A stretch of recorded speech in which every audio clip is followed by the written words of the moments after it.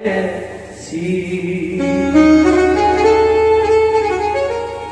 मेरे परमात्मा के आदेश से जो अश्वत्थामा के मस्तिष्क में मणि लगी हुई थी उसको निकाला और अश्वत्थामा को छोड़ दिया। कुंती मां ने कहा, पांडवों से कहा, धर्मराज से कहा, द्रौपदी से कहा, अभिमन्यु की पत्नी उत्तरा से कहा, चलो हमारे साथ चलो, जितने भी वीर गति को प्राप्त हुए सभी को पिंडदान करके आएंगे। गया जी में पहुंचे। युधिष्ठिर महाराज एक एक करके पिंडदान करने लगे। हे धर्मराज, एक पिंडदान और कीजिए। मां, किसके लिए? एक पिंडदान कर्ण के लिए था। कर्ण के लिए, उस सूत पुत्र के लिए। मां, पिंडदान तो बराबर वालों का होता है। उस सूत पुत्र सारथी पुत्र का हम पिंडदान क्यों करें? धर्मराज, वो सूत पुत्र नहीं था, वो तुम्हारा बड़ा भाई था। मां, क्या कर्ण हमारा बड़ा भाई था? ए मां, तुमने इतना बड़ा राज हमसे छुपा के रखा? बेटा, मुझे समाज का भय था। दुर्वासा मुनि के द्वारा मुझे वरदान प्राप्त था कि जिस देव को मैं याद करूंगी वही देव उपस्थित होगा। एक दिन स्नान के लिए आई, विवाह से पहले सूर्य भगवान को याद किया और सूर्य भगवान ने मुझे मेरी झोली में एक पुत्र डाल दिया। मैंने उस पुत्र को नदी में बहा दिया। क्यों? मुझे समाज का भय था कि जाकर के मैं कैसे कहूंगी कि ये पुत्र सूर्य भगवान ने दिया है। सारा संसार इसी बात को कहेगा कि द्रौपदी ने विवाह से पहले ही पुत्र को जन्म दिया। आज युधिष्ठिर महाराज कहने लगे, ए मेरी मां, तुमने कितना बड़ा अनर्थ कर दिया। ए मेरी मां, तुमने कितना बड़ा अनर्थ कर डाला। आज तुम्हारे इस छोटे से छुपाव ने कितना अनर्थ कर डाला मेरी मां। अगर इस बात को आप पहले कह देती कि इस बात को पहले कह देती कि कर्ण हमारा भाई है, तो ये महाभारत का युद्ध ही नहीं होता। ए मां, तुमने समाज की मर्यादा को निभाया, उस मर्यादा को नहीं देखा कि एक भाई दूसरे भाई को मार रहा है। मेरी मां, आज तेरे इस छुपाव के कारण न जाने कितनी माता बहनों ने अपनी सफेद सफेद साड़ियां पहन के विधवा होकर के बैठी। मेरी मां, ये संसार तुम्हें कदापि माफ नहीं करेगा। मेरी मां, आज से मैं स्त्री जाति को शाप देता हूं। स्त्री जाति अबला हो जाएगी, कोई भी बात छुपाएगी नहीं।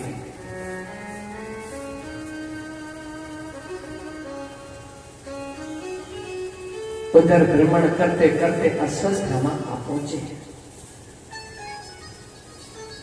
मन में विचार किया कि मेरा अर्जुन ने अपमान किया है पुत्रों के पीछे। अपने ब्रह्मास्त्र को, जो ब्रह्मास्त्र घूम रहा था, उसको आदेश दिया है ब्रह्मास्त्र। अभिमन्यु की जो पत्नी है उत्तरा, वो गर्भ से है, उसके गर्भ को छीन करके आओ। ना रहेगा बांस और ना बजेगी बांसुरी। ब्रह्मास्त्र चलता है। जैसे ही उत्तरा के गर्भ के पास आते हैं, उत्तरा दौड़ी दौड़ी कन्हैया के पास आ गई। हे प्रभु, क्या हो रहा है? आज मेरे परमात्मा ने उत्तरा के गर्भ में प्रवेश किया, अपना चतुर्भुज रूप बना करके उस शिशु के दर्शन दिए, उनकी रक्षा। सोचिए, बड़े बड़े संत, बड़े बड़े ब्राह्मण, बड़े बड़े विद्वान अपना पूरा जीवन जप में, तप में निकाल देते हैं, पर परमात्मा के दर्शन नहीं कर पाते हैं। धन्य है वो बालक जो जन्म लेने से पहले ही मां के गर्भ में दर्शन कर लिए भगवान के। उस ब्रह्मास्त्र का तेज छेद किया भगवान ने,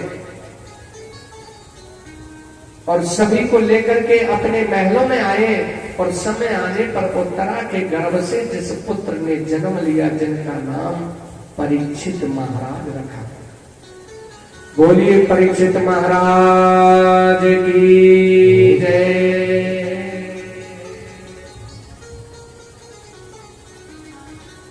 मैया भगत गणों, अब तो भाई बरसात तो बंद रहेगी, जब मुझे खाओ जोर से नहीं बोल रहे,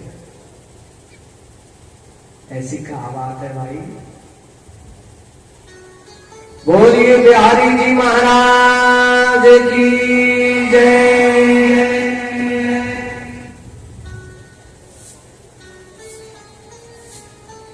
मुझे तो एक सोच को कछु और कारण लगे भगत जी,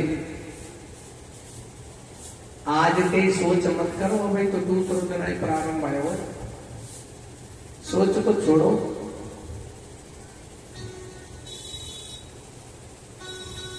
एक सेठ जी महाराज थे, आपके यहाँ की बात नहीं है साहब, मैं तो जितनी भी बात कहता हूँ ना अपने ऊपर और अपने गांव की ज्यादा कहता हूँ, क्योंकि हमारे गांव में सेठ है ही नहीं। एक सेठ जी महाराज थे,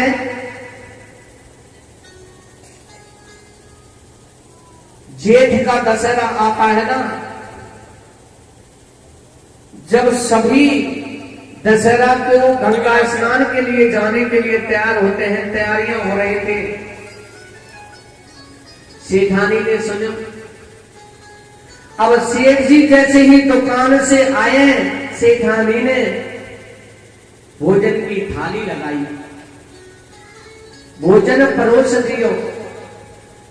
सेठ जी भोजन कर रहे हैं, सेठानी पंखा से हवा चल रही है। सेठ जी एक बात कहूं? हाँ कहो। सेठ जी एक बात कहूं? हाँ कहो। अरे जेठ को दशहरा है, सब लोग गंगा जी को स्नान करने जा रहे हैं, हम चले ना। सेठ जी ने भोजन छोड़ दिया और कहा, सेठानी हमें कोई गंगा स्नान को न जाना। सेठानी चुप। अब दूसरे साल जब जेठ को महीना लगो तो 15 दिन पहले थे सेठानी ने सेवा कर वो चालू कर दिया। हमारे भैया के पास बड़ी बड़ी युक्ति है गृह स्वामी ने बनाने की। 15 दिन पहले से ही सेवा कर वो चालू कर दिया। अब सेठ जी हाथ जोड़ के कहने लगे, एक बात कहूं? सेठानी सब बात ने कह दी, पर बात गंगा स्नान की बात है, मैं कह दी। सेठानी चुप, वो समझने कर। अब जब अगले वर्ष जेठ को महीना लग गई है, महीना भर पहले सेवा कर वो प्रारंभ कर दियो। सेठ जी हाँ एक बात कहूं? सेठानी दे सब बातों को कह देना, पर वह गंगा स्नान की बात है मत कीजो। तो तुम ये बताओ गंगा स्नान क्यों ना जाना चाहे? कोई मालूम है कितना भाड़ो लगे, किरायो लगे, कितना खर्च हो, हमारे पास कहाँ है पैसा? सेठ जी हम तो पैदल पैदल ही चल लेंगे ना, जब तो ठीक है कोई बात नहीं।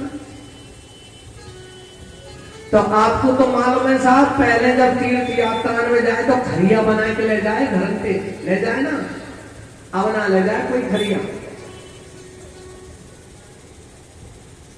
सेठ जी सेठानी घर से चले, कई दिन हो गए, गंगा जी पहुंच गए, घाट पर पहुंच गए स्नान के लिए। सेठानी जल्दी स्नान कर ले, क्या उतना है भाई तो खाने बंद हुए। ओहो महाराज ऐसे कैसे स्नान कर लूंगी? पहले आप स्नान कराऊंगी, फिर मैं स्नान कराऊंगी। कपड़ा खोलो ना। अब कपड़ा खोल के घाट पर सेठ जी बैठे, सेठानी स्नान कराने कोई तैयार भई, तब तक भगवान ने मन में विचार किया कि अब चलना चाहिए। और भगवान नबी वक्त 30 वर्ष के ब्राह्मण बन गए। धोती पहनी, दुपट्टा लगाया, कुर्ता पहना, पोथी दबाई, तिलक छापे लगाए। शेठ जी जय श्री कृष्ण। हाँ भैया जय श्री कृष्ण। कौन हो? हमें गंगा जी के पंडा। पंडा?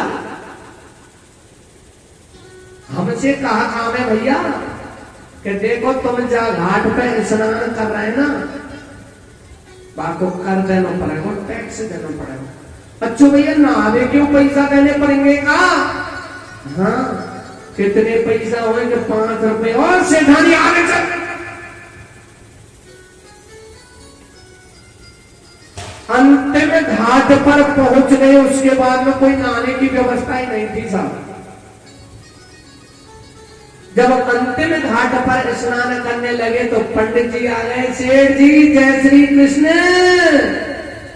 हाँ भैया जय श्री कृष्ण, जय श्री कृष्ण। क्या बात है? अरे तुम जा घाट पर स्नान कर रहे ना, बाको कर देना पड़े। क्या पैसा देना पड़े? 50 पैसा। हाँ ठीक है दे देंगे। सेठ जी ने स्नान करो, सेठानी ने स्नान करो, वस्त्र पहने चल भी लगे। अब पंडित जी कहने लगे अरे सेठ जी 50 पैसा में दे जाओ भाई। अच्छा 50 पैसा में दे जाओ। 50 पैसा होते तो हम पैदल पैदल ही आते का। पैसा ना है हमारे पास ना सेठ जी, ये तो देने पड़ेंगे। ना ना भैया है ही नहीं है ना। अगर कोई उधार खा तो चल तो हो तो लिख लो। हाँ हमारे पास सब कुछ चला। सेठ जी बड़े चतुर थे साहब। रहने वाले तो अलवर डिस्ट्रिक्ट के थे और एड्रेस लिखा दिया झुंझुनू डिस्ट्रिक्ट का। अपना नाम कुछ था, नाम कुछ लिखा दिया और आ गए। और रस्तान सेठ जी कह रहे हैं बोल सेठानी मेरी समान तेन कोई अकलबंद देखो ना। स्नानों कराए और 2 पैसा उधर गिनाए। अब देखेंगे कैसे आ जाएगा बैसाख में हमारे घर। सेठ जी ने दुकान संभाली। वही बैसाख का महीना आया, वही दिन आयो। सेठ जी भोजन कर रहे, सेठ जी भोजन, सेठानी भोजन करा रही। अब तो भगवान कोई बस बदलनी पड़ रही है कि टिकट लेने पड़ रहे। झुंझुनू की जगह पर सीकर कैसे जाएगा? दरवाजा खटखटाया। सेठ जी भोजन को ग्रास। सेठ जी को जैसे तैसे रहेगो। सेठानी मुझे तो ऐसा लगे तो गंगा जी को पंडा बनाए। सेठानी ने देखो पंडा ही है महाराज। अच्छा पंडा है? हाँ तू जो कहते सेठ जी घर पे ना आए। अजीब हो तो घर पे ना आए पंडित जी। ना है ना तो ठीक है 1-2 दिन में आ जाएंगे, जब तक हम यहीं रुक लेंगे। सेठ जी कहने लगे ओ सेठानी 4 दिन में तो बहुत खर्चा आ जाएगा। तू एक काम कर, जल्दी कर। एक खटिया बिछा, बाबू गद्दा बिछा और मोह लगाकर एक चक्कर उड़ा दे, जल्दी कर। अजीब बात आ गई, तू जल्दी कर, मैं कह रहा हूं जैसे कर। सेठानी ने खटिया बिछाई, गद्दा बिछाया, सेठ जी लिटाए, चक्कर उड़ा दियो। अब क्या करूं? पंडित जी ने कहते सेठ जी तो मर गई। महाराज ऐसे मुंह पे ना कही जाए। अरे तू जल्दी कह, 50 पैसा कहां डाले को? पंडित जी हाँ सेठ जी तो मर गए। मर गए? हाँ तो चलो इतनी दूर से आए, 4 कंडा होगा चलेंगे। भाई हमारा फर्ज बने, इतनी दूर से चल के आए तो 4 कंडा होगा चलेंगे। और किवाड़ खुले, पंडित जी आ गए। सेठ जी सांस खींच गए लंबी। पंडित जी ने चक्कर ऊपर करो, कान में फूंक चुपचाप मारी। 50 पैसा ने दे दे, कोई पता तू मरे ना मरे। सेठ जी ने कही कि पंडित जी मर जाऊंगा पर 50 पैसा में ना दो। अरे भैया अब वो दे दे, कोई बात ना है ना, बिल्कुल नहीं दूंगा। ठीक है, भगवान ने अपनी योग माया को आगे से करे। सेठानी वो तो कैसा लगेगा, तो सेठ जी ठंडे ठंडे पड़ गए, कछु नवर नारी से कामनाएं कर रही, ये तो मर गए। अब सेठानी मन में विचार करने लगी, कहूं वास्तव में तो ना मर गई। अब जब मन में ये विचार करे कि वास्तव में तो ना मर गई, तो रोने लग जाए, और जब दूसरा विचार आवे मैं तो वही भोजन ही करा रही ना मरे। आस पड़ोसी आए, बैठ हकीम आए, नवज देखी, नारी देखी, भैया या को कोई इलाज ना, ये तो भगवान को प्यारे रह गए। पंडित जी कहने लगे जब प्यार रह गए तो चलो शमशान में पहुंचाओ भैया, मुर्दे का यहाँ क्या काम। कहने का मतलब है अग्नि लगाने की देरी रही। पंडित जी ने कही भाई एक बार में रुको, 2 कंडा हटाए और सेठ जी के कान में फूंक दे, अब वो दे दे 50 पैसा, नहीं तो अब खेल है भी 12 वर्ष, बिल्कुल ना करो। अरे भैया अब वो दे दे कि पंडित जी 25 पैसा तो दे सकते। पंडित जी ने कही ठीक है 25 दिए तो भैया 25 ही देना। 25 पैसा पंडित जी को दे दिए। सेठ जी खड़े है कि चले, कछु मुझे तो ऐसो भगत गणन और मैया को विचार लगे, कहूं 50 पैसा के चक्कर में तो इतनी देरी से ना लगे। पर ऐसी बात नहीं है, हम अनजान नहीं है, आप अनजान नहीं है, वो तो ऐसी कोई भी बात नहीं है। मेरे भक्तगणों, बिहारी जी महाराज की असीम कृपा हम पर है, आप पर है, सभी बस्ती वालों पर असीम कृपा है बिहारी जी महाराज की, जो उनके दरबार में श्रीमद् भागवत कथा हो रही। आप लोगों का बड़ा सौभाग्य है जो कथा सुनने का अवसर मिल रहा है, और सबसे बड़ा सौभाग्य तो साहब मैं मेरा समझता हूं बिहारी जी महाराज की असीम कृपा मुझ पर है। आप बुजुर्गों का आशीर्वाद मेरे ऊपर है, जो बार बार आप मुझे याद करते हैं। आपके दर्शनों से मेरे भी नेत्र बिंदु पवित्र हो जाते हैं साहब। गारू के लिए जब मैं आता हूं तो मैं ये नहीं समझता हूं कि गारू कथा करने जा रहा हूं, इसको मैं मेरा गांव समझता हूं, मैं मेरा घर समझता हूं, मैं मेरा परिवार समझता हूं। मुझे बड़ी खुशी होती है।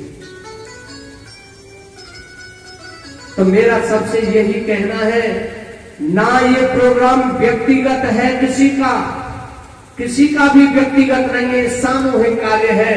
भगवान किसी के व्यक्तिगत होते हैं क्या? ये सभी के होते हैं, सभी के।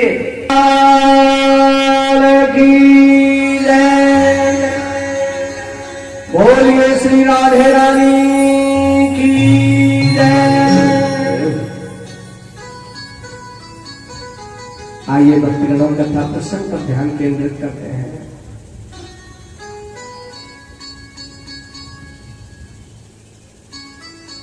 परीक्षित महाराज का जन्म उत्सव बड़े हर्षोल्लास के साथ होता है। परीक्षित महाराज बड़े होते हैं। धर्मराज युधिष्ठिर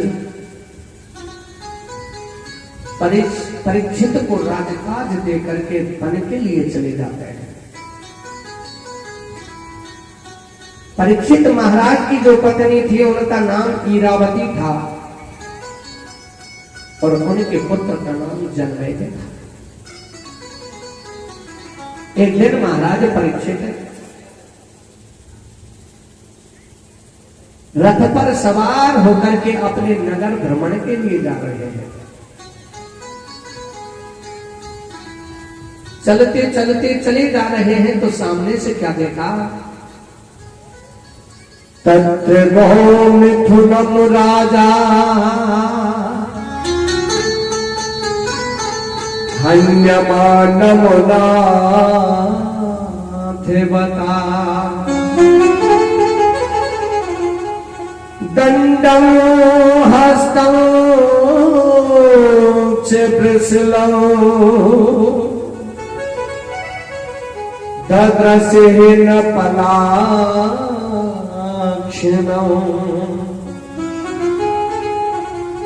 महाराज परीक्षित ने क्या देखा? तत्र गोविंदनम, आगे से गाय रोती हुई आ रही है। वृषलम, एक बैल जो एक चरण पर खड़ा है वो रोता हुआ आ रहा है, और उनके पीछे से एक राजभेषधारी शूद्र दंडम हस्तम, हाथ में दंड लिए हुए को मारता हुआ चला।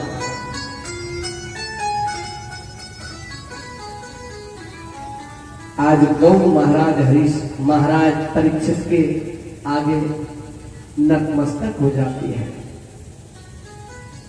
परीक्षित महाराज रथ से उतरते हैं। देवी, आप कौन हो? महाराज, हमारा नाम पृथ्वी है। बैल से पूछा कि आप कौन हो? कि महाराज, हम धर्म हैं। धर्म हो? एक ही चक्र पर खड़े हैं। एक पैर पर आपने कहीं बैल को खड़ा हुआ देखा है क्या? देखा है क्या? नहीं देखा ना। तो अगर एक पैर पर खड़ा होता तो उसने चार पैर क्यों बनाए? पर वो बैल एक ही चरण पर खड़ा है। उस व्यक्ति से कहा, भैया तुम कौन हो? कि महाराज, हमारा नाम कलयुग है। कलयुग? बैल कहने लगा, महाराज, सतयुग में हमारे 4 चरण थे।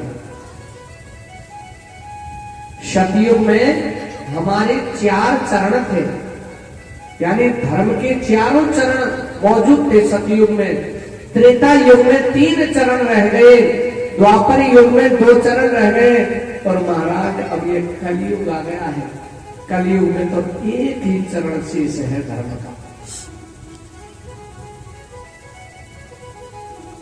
कलयुग से कहा कि आप मेरे राज्य को छोड़ के चले जाइए। तब परीक्षित महाराज ने कलयुग के लिए 4 स्थान दिए। दूतम पानम स्त्रिय सोना यत्र धर्म चतुर्वेदा। दूतम, पानम